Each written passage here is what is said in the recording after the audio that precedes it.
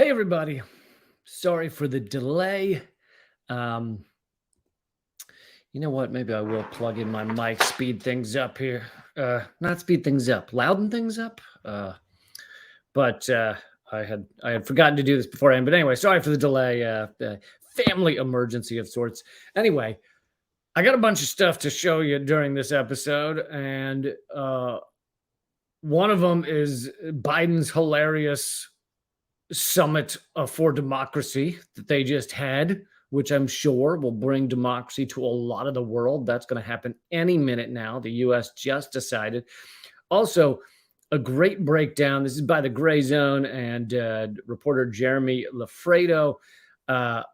Breakdown of how the ICC's war crimes against Putin. And let me be clear. Yeah, most wars are done with war crimes nowadays. So when you invade Ukraine, proxy war or nay, generally there's war crimes. But the U.S. is more responsible for war crimes than any other country over the past 30, 40, whatever years. And anyway, so I'm not saying that that there's nothing Putin's ever done that could qualify, but the reason that the ICC, the International Criminal Court, has given is a report that was done saying Putin and the Russian government have kidnapped thousands upon thousands of children, Ukrainian children, and they're keeping them in a dungeon that looks like where the Crypt Keeper used to film the opening sequence for Tales from the Crypt. Now, does that sound a little fishy to you? Not that there could be war crimes in a war. Hold on, I'm just going to plug this in. Not that, many of these things that go on in war are fucking horrific.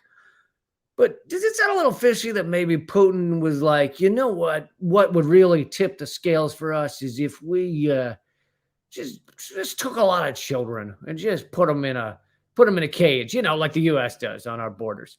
Does that sound a little fishy to you?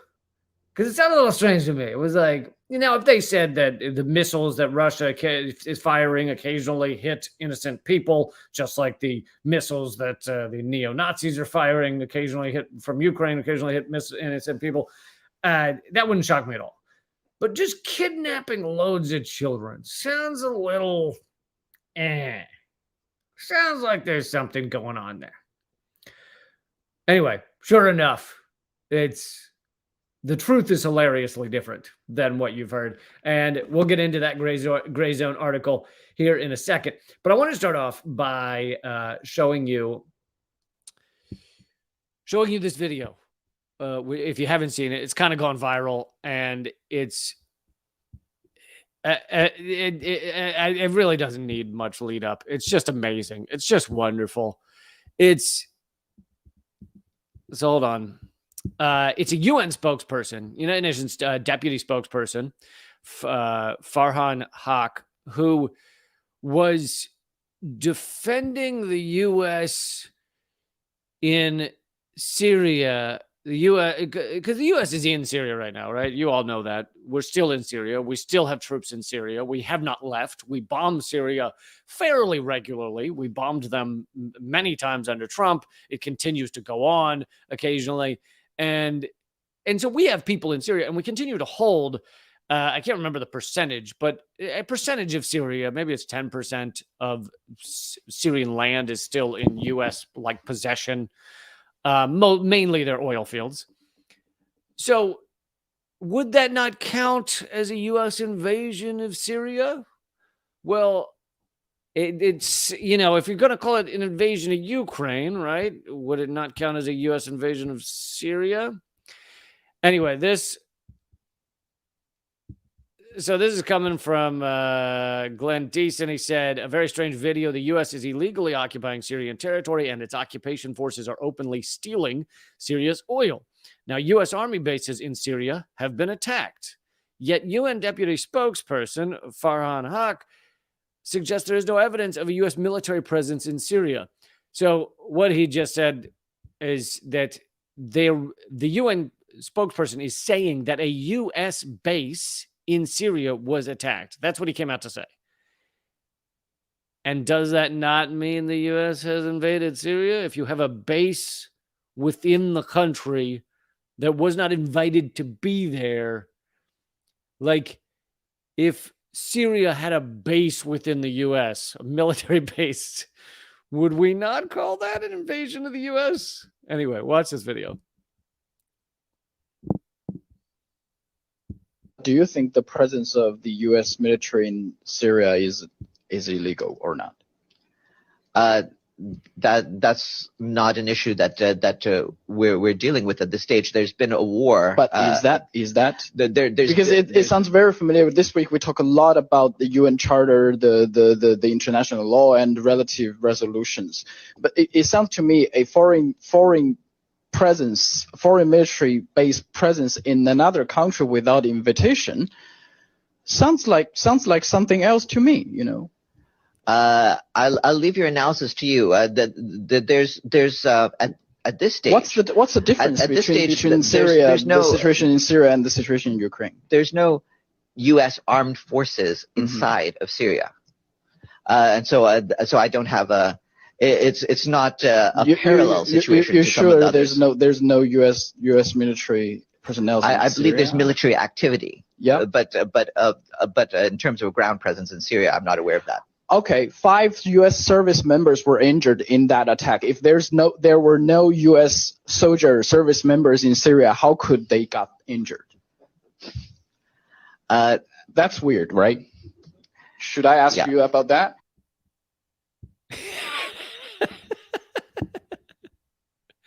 I love the way you phrased that too.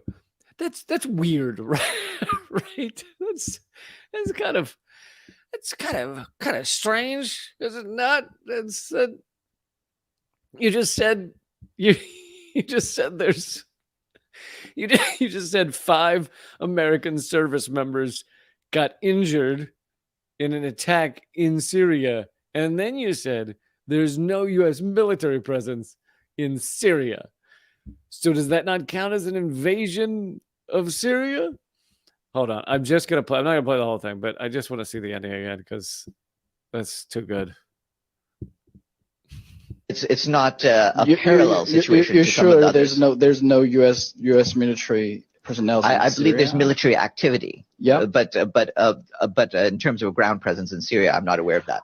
Okay, 5 U.S. service members were injured in that attack. If there were no U.S. service members in Syria, how could they got injured? That's weird, right? Should I ask you about that?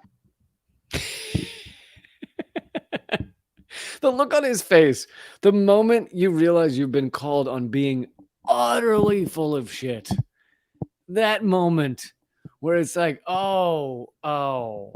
And see, the thing is, he knew he was full of shit. He knew he was full of shit when he stepped up to the podium. But there's that moment where you realize like the shit has been you spewed the bullshit and then someone like rubbed it in your face. Like that look on his face of like, oh, that's what just happened. Amazing. Anyway, but of course, and of course, what he's saying is absolutely accurate, that the U.S., yes, has invaded Syria. Yes, whether there's a war going on in a country or not, such as there's a war in Syria, yes, the U.S. helped fund and arm and create that war, but still, whether there's a war in a country or not, that doesn't mean it's then okay to invade it. But the U.S. has invaded Syria, and actually this, nicely aligned, this moment nicely aligned within a few days of when Aaron Mate spoke in front of the UN again about their cover up over the chemical weapons, the non-chemical weapons use in Syria that their reports showed were not chemical weapons, and they then covered that up. And 4 OPCW whistleblowers have come forward. But anyway, so yeah, UN just looking great. UN just carrying water for the United States. That's what they do. All right, let's move on. And by the way, everybody, if you get a second, leave a comment. The comments actually help the algorithm. So even if your comment is just, I'm sorry, I've got food in my mouth. Even if that is your comment, just leave a comment because it helps. They, show it to more people and shit like that. I am incredibly suppressed. I'm also the most censored comedian in America, having my TV show canceled and thousands of videos banned in every country. So help me fight the algorithms and do that. But all right, I want to talk about, and click subscribe, of course, but I want to get into the Biden's Summit for Democracy. This is the second one that they've had, and I just attended the summit or the Forum for Democracy in China, which, if you want to hear my full hour-long review of that, go to rumble.com/LeeCamp and scroll down a few videos, and you'll see everything that I saw and learned about China while I was there: the good, the bad, the wonderful, the tricky, all of those things. That's at rumble.com/LeeCamp. But anyway, so Biden had his competing summit and chose to invite a who's who of authoritarians and puppets. And geopoliticaleconomy.com did a great review of this by Ben Norton. U.S. invites authoritarian far-right regimes to Summit for Democracy. The U.S. government organized a conference of its allies, which it misleadingly called a Summit for Democracy, but which actually featured numerous anti-democratic far-right regimes. The State Department invited 120 global leaders to participate in the summit on March 29th and 30th. They did so virtually via video calls. Several of the heads of state who spoke represent governments that even Western officials, corporate media outlets, and mainstream human rights organizations have admitted are authoritarian, including Benjamin Netanyahu of Israel, Andrzej Duda of Poland, and Narendra Modi of India. The Joe Biden, and then, of course, puppets like Zelensky were also there. Joe Biden administration also invited Pakistan's unelected coup regime, which came to power following a U.S.-backed regime change operation against Imran Khan, the prime minister there at the time, mainly because he was siding with Russia. Italy's far-right prime minister, Giorgia Meloni, participated in the summit as well. Meloni is a defender of former fascist dictator Benito Mussolini. A lot of who's who of wonderful people at this summit, don't you think? So that's hilarious in and of its face. You've got, Mussolini sycophants sitting there at the Summit for Democracy. But add on to that the U.S. does not have a democracy by any means. By any means. Even if you wanted to claim, let's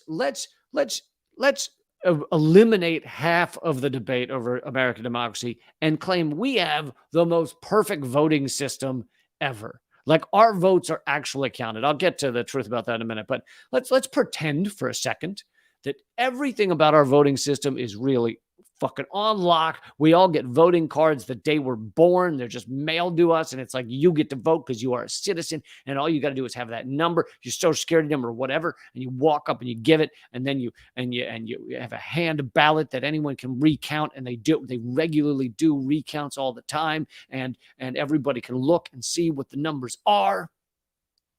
Let's say that's the case. We're still an inverted totalitarian structure. We are ruled by the anonymous corporate state. They fund and own every election with money, okay? The person who spends the most money wins 90% of the time in the House and 80% of the time in the Senate. The person who spends the most money wins. And if you want to take it a little further, and by the way, I'm apparently the only one I've ever heard make this point. The two parties who spend the most win in the House and the Senate and the presidency 100% of the time. And there's actually more than two parties in this country, right? I know, shocking, gasp, right? There's a Green Party, there's a Libertarian Party, there's a Movement for a People's Party, there's there used to be a Reform Party if it's still around. There's the LaRoche Party, right? Is that or they call themselves something else? There's a bunch of parties, but they're not allowed to win because they don't have millions upon millions upon millions upon millions of dollars. I could have said billions, but I wanted to say millions a lot. Although I could have said billions a lot. Billions upon billions upon billions of dollars. So, yes, the Democrats or Republican, which are the two of the same party, right? The Democrats and Republicans are, as George Galloway says, two cheeks of the same backside. And who's doing the judgment? Who's making the call? Who's pushing the buttons? The front side. So they're on the backside. The front side is one dude making all the same calls.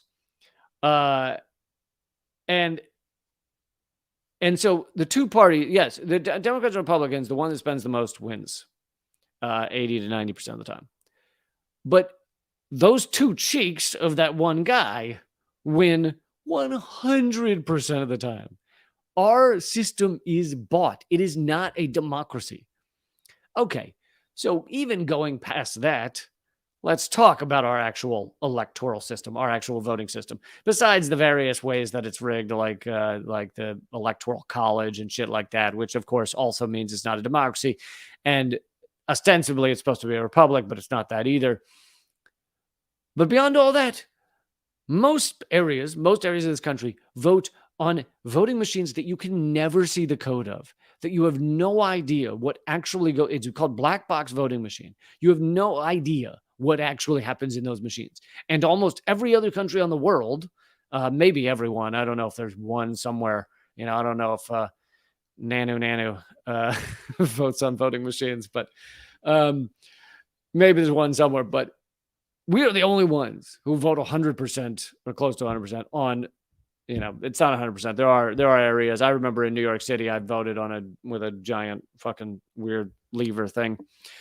Oh, and by the way, some of you may think you filled out a hand ballot, but that ballot was then in most places, fed into an automated counter, again, which you can't see the code for. So it doesn't matter if you filled out a paper thing, if it is then fed into the black box machine that just tells you here's who the winner is.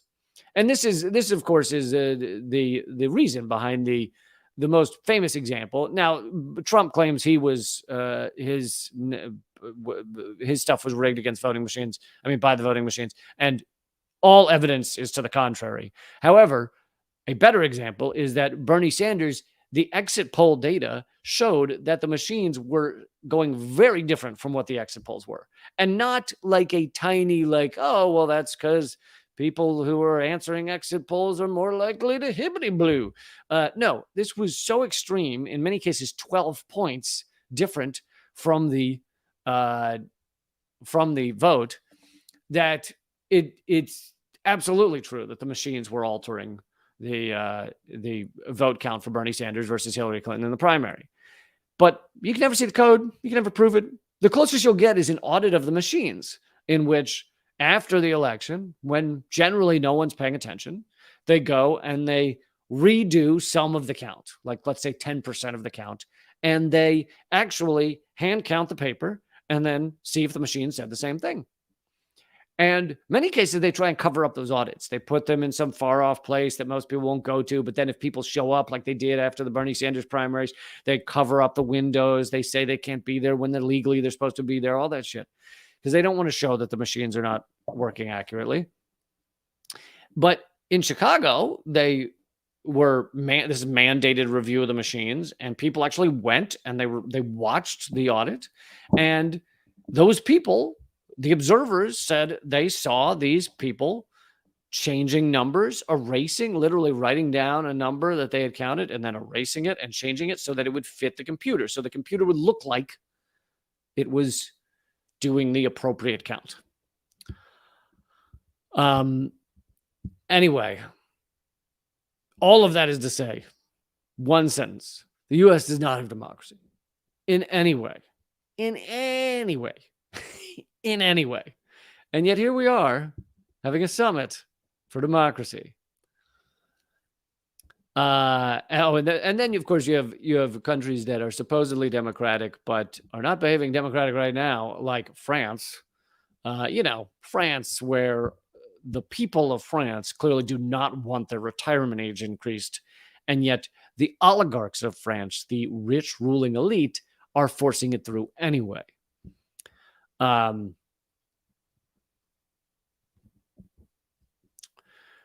Anyway, the Joe Biden administration also invited Pakistan's unelected coup regime, which I've covered that on this live stream a while back, where Imran Khan was basically pulled out via a coup by the parliament, if it's called parliament there, I think it is, and yanked out of power. And that was done via, bribes or promises from the United States that helped ensure that.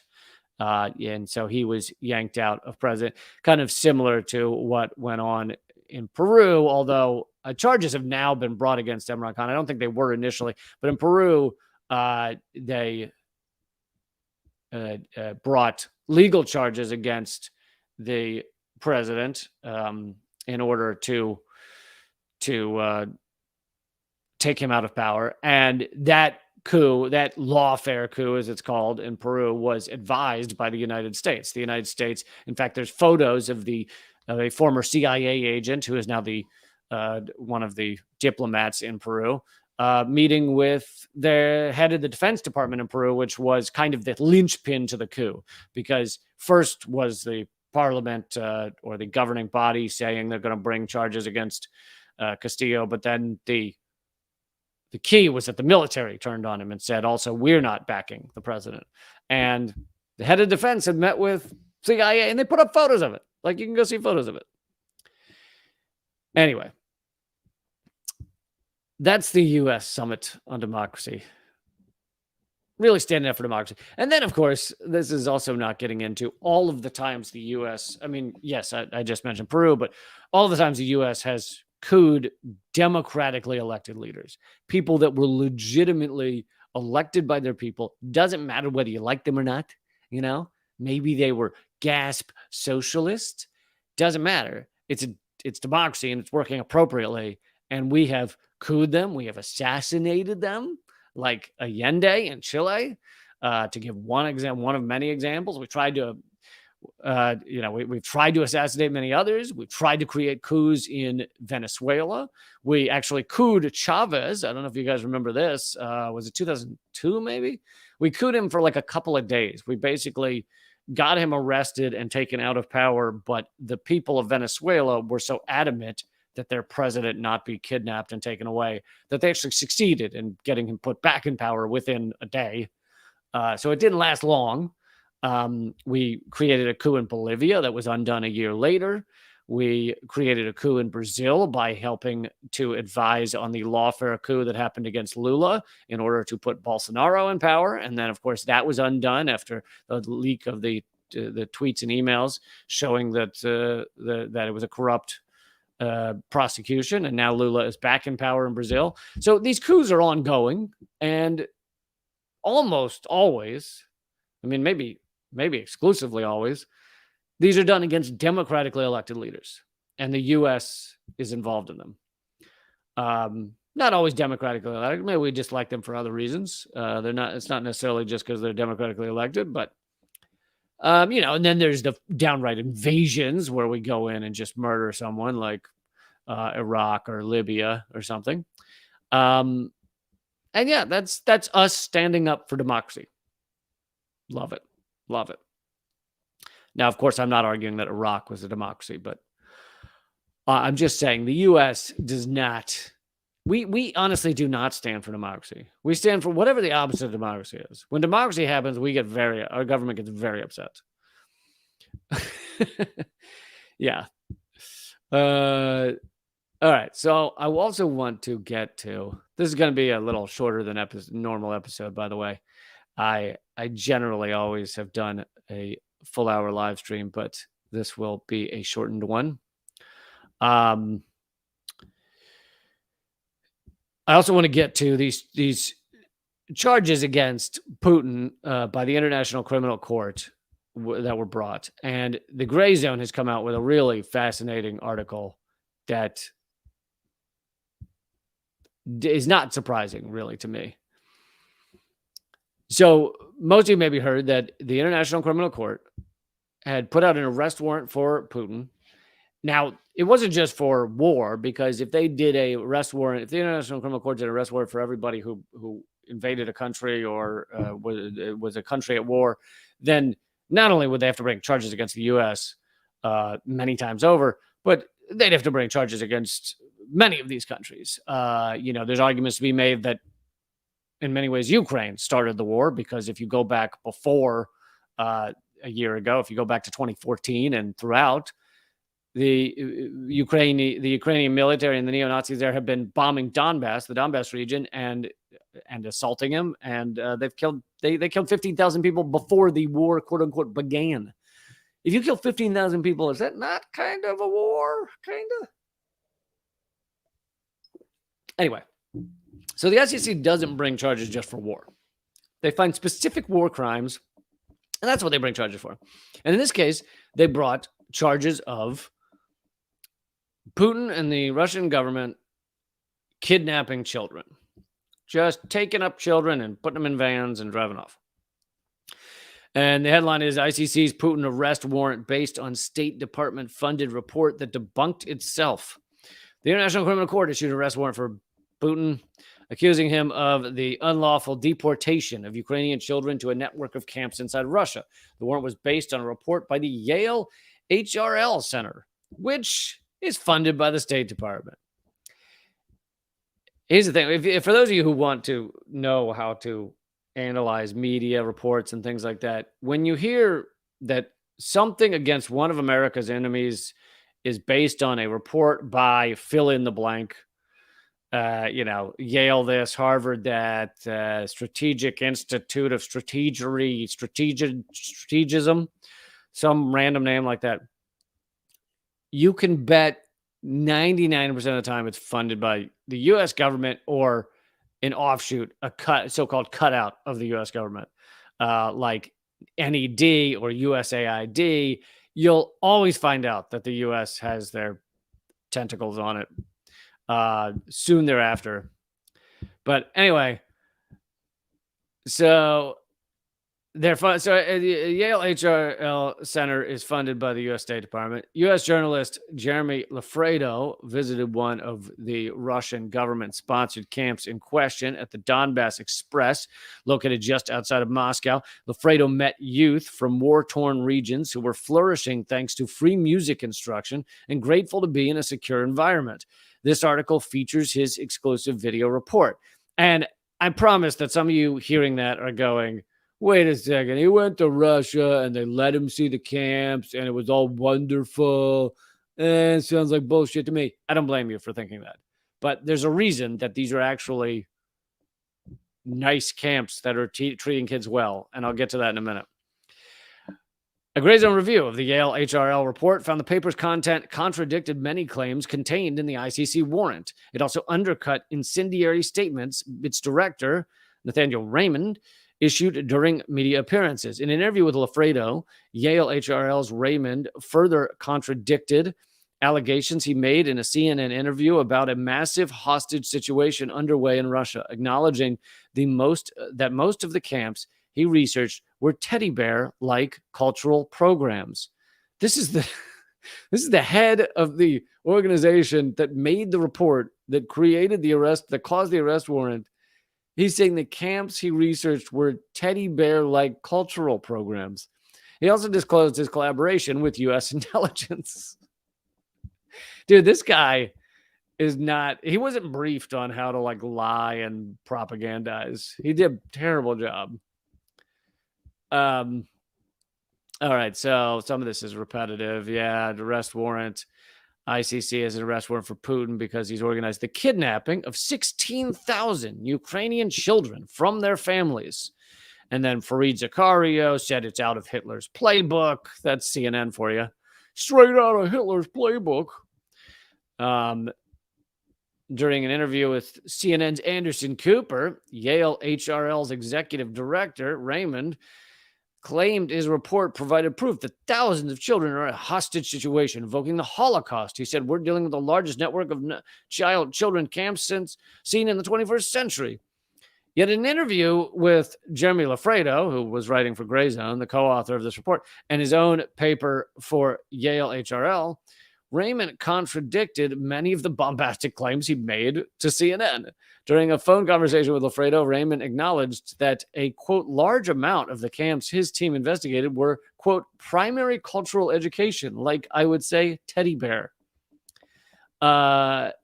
He then said most of the camps they profiled provided free recreational programs for disadvantaged youth whose parents sought to protect their children from the ongoing fighting and ensure they had nutritious food and the sort of unavailable of the sort that was unavailable where they live. Nearly all the campers returned home in a timely manner after attending with the consent of their parents, according to the paper.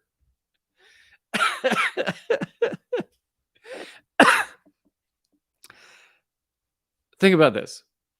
You have put out an International Criminal Court arrest warrant for the kidnapping of children, and in the actual report that it's based on, that the arrest warrant is based on, they say, sure, the kids were there by the consent of their parents, and they were returned in a timely manner, and they kind of enjoyed themselves and got good meals, and they wanted to be there.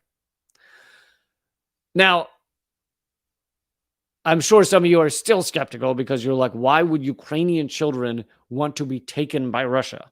And why would their parents want them taken by Russia? Here's what you're not considering. There is a large portion of Ukraine that considers themselves Russian. The Donbass region is the most evident of those, and maybe most or all of these children are from the Donbass region. By the way, Zelensky natively speaks Russian, not Ukrainian, not the Ukrainian, version of Russian, or maybe it's just called Ukrainian. I don't know. And this is because Ukraine for years and years was part of the Soviet Union, right? It was part of the Soviet bloc. It was actually called the Ukraine because it was a territory of the Soviet Union. Now it's Ukraine, and for a long time, Ukraine was aligned with Russia because they were all part of the Soviet bloc and they stayed together. But then, most clearly in 2014, the U.S. helped create a coup that put in a leader who was anti-Russia and was part of the U.S. empire, being a puppet for them like Zelensky is. Now, this region of Ukraine, which many of them consider themselves Russian, many of them, I saw a video of where a reporter got onto one of the buses from this region of Ukraine where they were headed to Russia. This is during the war, so they want to get out of that region. And I already mentioned that 14 to 15,000 were killed before the war started by mainly neo-Nazis, but whatever, Ukrainian military that were killing or harming anybody who spoke Russian openly, who was Russian culturally. But so I saw an actual video report coming from one of the buses that was leaving Donbass to go to Russia. And the people on the bus, were phenomenally grateful that they got to go to Russia. They considered themselves Russian. They spoke Russian. Many of them, most of them, had a Russian passport and a Ukraine passport. So, and many of their family are in Russia. So many of them left Donbass during the fighting to go live with like their grandparents in Russia. And this is how stupid national borders are. They're not just stupid in like who decided that foot is Ukraine and one foot over there is Russia. Who the fuck decided that? It wasn't me. Wasn't my people. So that's part of it. But it also corrupts our minds. We can't imagine. We think this war is just Ukraine, Russia, bam. And just a big divider line that says Ukraine, Russia. And our brains and most Americans' brains aren't able to even consider the idea that there are many Ukrainians who consider themselves Russia, had been culturally Russian, and someone put a line there and said, hey, now this side no longer Russia, that side Russia. And they were like, wait, what? Okay, whatever. I guess we'll keep going to work and going to school and living our lives. But I don't know, someone just put me in a different country because I thought I was in the Soviet Union. Now, all of a sudden, I'm in Ukraine and I'm no longer part of Russia. So there is a portion. I don't know the percentage of all of Ukraine that would apply to, but it is a percentage. And those people are probably entirely the children that are in these camps in Russia that were sent there by Ukrainian parents who wanted their kids out of the war zone and consider themselves Russian, or consider themselves culturally aligned with Russia. So that is why you have, I mean, otherwise there'd be no explanation for why would the parents consent to the opposite war power taking their children. It'd be lunacy. And yet this is, I just told you, this is the report that caused the arrest warrant. It said most of the children were there with the consent of their parents and were returned in a timely manner. That's what the report said. So I'm not saying that. They said that. And so it would be completely illogical for that to happen otherwise. Like if like you know, when the US was bombing we're bombing the shit out of Iraq or Syria, it'd be crazy for someone to be like, yeah, just take our children and just do with them as you please, and you know, we'll see what happens. Unless you considered yourself part of that country, unless you were looking for refugee status in that country. Anyway. Okay, so let's see if there's anything else in this report that they're talking about. Oh yeah, he goes to visit one of the camps, and he sees so this article says he went to visit the Donbass Express music camp located just outside Moscow. Youth told Lafredo that they were grateful to have found refuge from the Ukrainian army's years-long campaign of shelling and besiegement of their homeland. By fleeing the war in Donbass, these children had escaped a nightmarish military conflict for which Yale, HRL, and the ICC have demonstrated little or to no concern. And by the way, I should also point out that Lafredo visited this camp before these charges came down. So it wasn't like the ICC gave these charges and then a reporter said, oh, I want to go visit one of these camps. And then Russia said, yeah, come to the camp. We'll show you.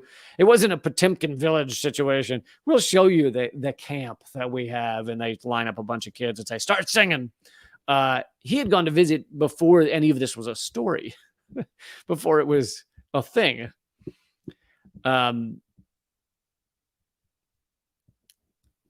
Anyway, so here's a photo of some of the children. I mean, they look miserable, don't they? They look like kidnap survivors, right? Those kids right there.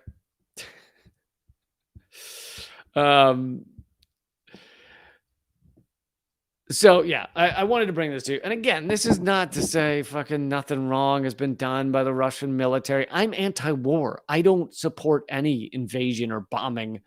I don't support any of it, but I also don't support bullshit. So I can point out that this was bullshit, and it doesn't mean I support war.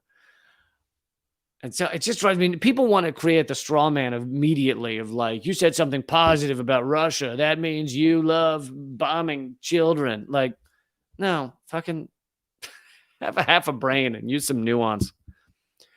So last thing I wanted to say is I should also remind everybody that the U.S. and Congress, after the International Criminal Court was created, and by the way, WikiLeaks, one of the main, if you read the book, the WikiLeaks files, one of the main issues that they discuss in the files, which are State Department cables by the U.S. that the U.S. never wanted released, and that's part of the reason they have imprisoned and tortured Julian Assange for years and years. One of the things in that book is many U.S. cables between various governments and to various embassies in other countries trying to stop the International Criminal Court from being created. The U.S. did not want it created. And the U.S. was one of a very few countries, might have been two, but it was a very tiny number of countries that refused to sign on to the International Criminal Court. So while our media right now, we just talked about CNN and others, run around going, the International Criminal Court, like they respect it. Our government does not respect it, and they have avoided doing anything to work with the International Criminal Court, but they went beyond that. The U.S. government, back in 2013, maybe, pushed through Congress, or got through Congress, something that people lovingly called the Hague Invasion Act, which says that the U.S. will invade the Netherlands if they arrest any American personnel for war crimes in the International Criminal Court. We will invade the Netherlands if they arrest our people for war crimes. And why would you need to have a bill like that unless you thought you had committed war crimes? That's the only reason you would need that bill. But that's how insane, that's how American psycho the American government is, that we put into effect a bill to invade the Netherlands if they ever arrested an American person for war crimes. So, and that bill's still there. That's not gone. We still have that policy. So look it up if you'd like. So when CNN is acting like they respect the International Criminal Court, we love the International Criminal Court, the International Criminal Court, when they're talking it all up, and probably Fox News probably did some of this as well, and MSNBC, I'm sure, did a shit ton of it, and NPR. I wonder if during those reports they reminded you that the U.S. would invade The Hague if we ever arrested, if they ever arrested any of our personnel, any of our military personnel, or our leaders, quote unquote leaders, or our politicians. Anyway, so like I said, this will be a 15 minutes shorter than normal live stream. I'm sorry about that, but I do hope you all will join me at leecamp.net. That is the only way I support this show. It's by you guys. So please join up at leecamp.net. Become a member. You'll also get my new book, which comes out in about a month, I hope, as long as there's no more delays that are not my fault. It's in the proofing process. My new ebook comes out soon called Dangerous Ideas, and you'll get it for free if you're a member at leecamp.net. So sign up over there. And what else was I going to say? I think that was it. I'll be back Wednesday. Oh, I will be taking a vote over at leecamp.net on what time to do these live streams. I'm going to be moving the time to a little earlier. I'm in a transition phase where these will start looking more legit and all that shit. And, I'll have like a real, I was going to say I'll have a real background, but actually I'll have a fake background rather than having a real background. I'm going to be, there's going to be a lot of changes coming up, but that won't be for, a month and a half or more. So I'm going to take a poll at leecamp.net about what time you'd like to see these live streams during the day. You can also leave comments here, but I'm mainly going to be checking that poll at leecamp.net to see what time you would like these live streams to be. They are Monday, Wednesday, and Saturday. And click subscribe, click follow if you're on Rumble. And by the way, leecamp.net, if you click the red button, if you're at Rumble, it'll take you straight there. So you can just do that if you want to be lazy. All right. Keep fighting.